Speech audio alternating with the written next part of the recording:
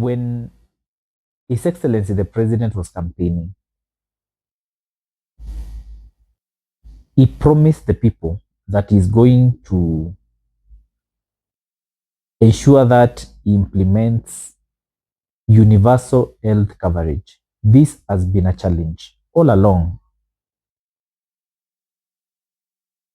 The former president, the fourth president, tried to pilot the universal health coverage,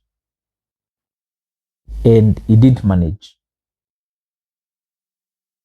This universal health coverage conversation has been there for quite some time, and the president committed and said, we are not going to continue promising. We are not going to continue having conversations that are not going to bear fruits. And he decided to bite the bullet. As we speak right now, most of the hospitals, especially in our counties, have had their revenues rising. And as we speak, the health revenue in Embu County are shot to over 800 million. This is a very huge improvement.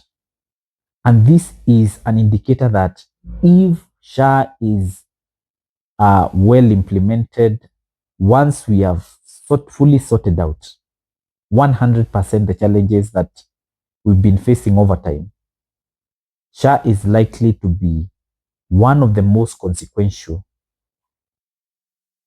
healthcare scheme, not just in Kenya, not just in Africa, but globally. We are looking at a benchmark program that will go down in addressing the challenges that we've been facing as a country for a very long time. The challenge of Harambee, the challenge of our people dying because of financial constraints. If you look at a program like housing, the other day I was attending the African Urban Forum, and the theme for the African Urban Forum, which happened in Kenya some months back, was housing. And I had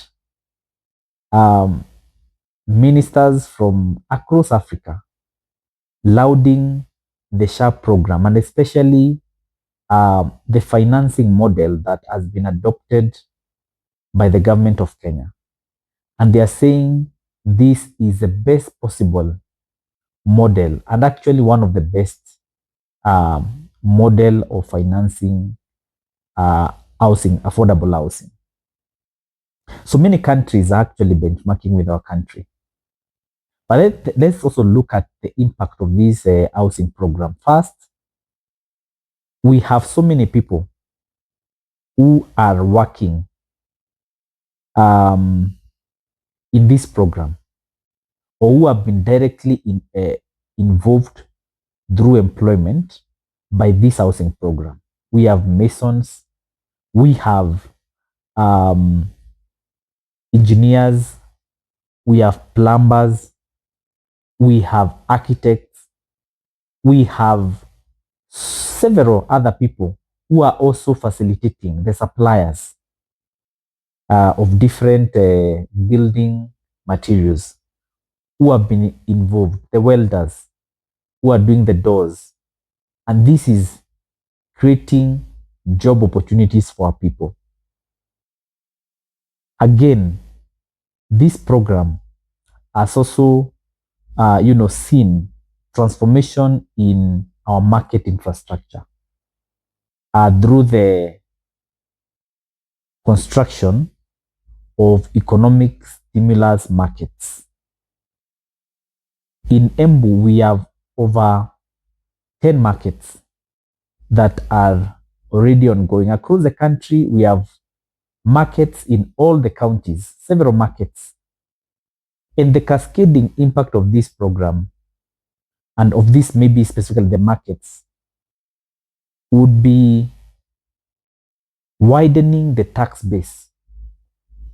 And this will see growth from the bottom, realization of the bottom-up economic agenda, realization of sorting out the question of mama mboga, that they have decent working spaces, they are able to earn more, our county governments are able to collect more because trade is a devolved function, and this now stimulates growth. And you know, economic transformation is a journey. It doesn't just take 1 year. There is need, or you must build the foundation. You must build the right infrastructure that is going to ensure that we are able to take off.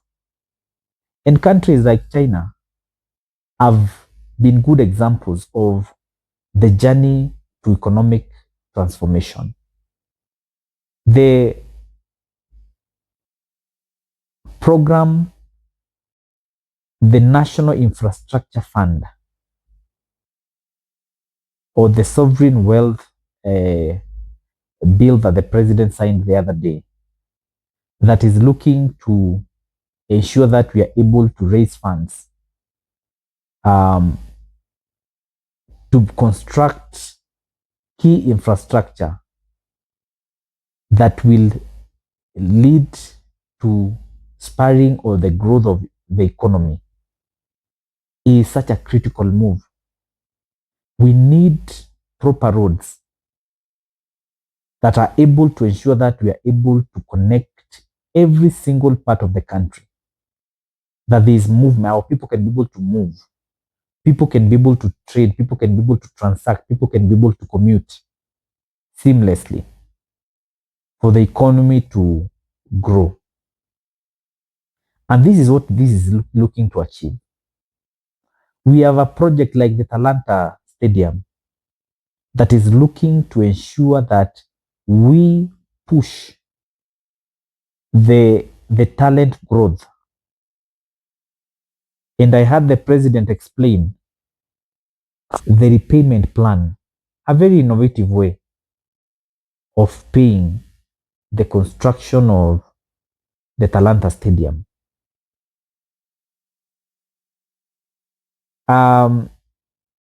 We also have the Bomas of Kenya, which is another major project that this government of His Excellency the President has taken up. The Bomas of Kenya, transformation of Bomas of Kenya is very critical because we need to, for us to fully realize the growth, the economic transformation, we need to be able to hold conferences, international conferences. We need to ensure that we are able to generate revenue, foreign currency, by having the capacity to hold international conferences. And this will answer to, or this provide or gives the answer to why it was necessary to devise ways of constructing Bomas of Kenya, which is actually almost complete. And many other major transformative projects.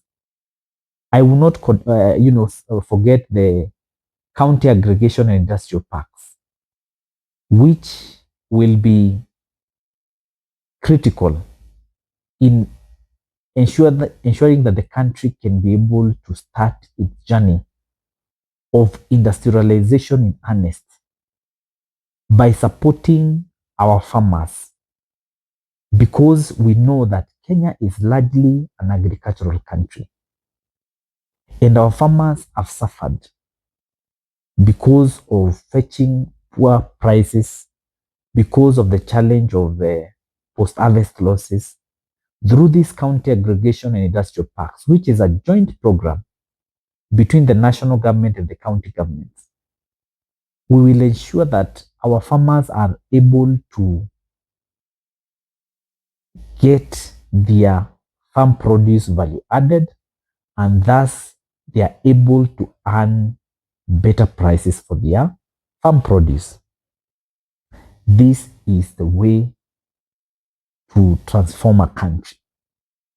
And that is why I believe family. I've seen many people trying to say, oh, um, this government is unpopular. This government, we are going to send it home. We are speaking on a point of principle. We are speaking on a point of information. We are speaking or standing on the side of transforming our country, the right side, that the history will judge us positively, that we stood not for our interest, not for the selfish interest, but standing for growth of our country, economic transformation, a journey towards moving the status of Kenya from third world to first world. And that is why we believe in what the government is doing. We believe in what the president is doing. We believe in what the governor in my own county, my governor excellence, the governor is doing in Embu, because they are guided on, or they are committed towards economic transformation, changing the fortunes of this country and standing in to ensure that this country is able to transform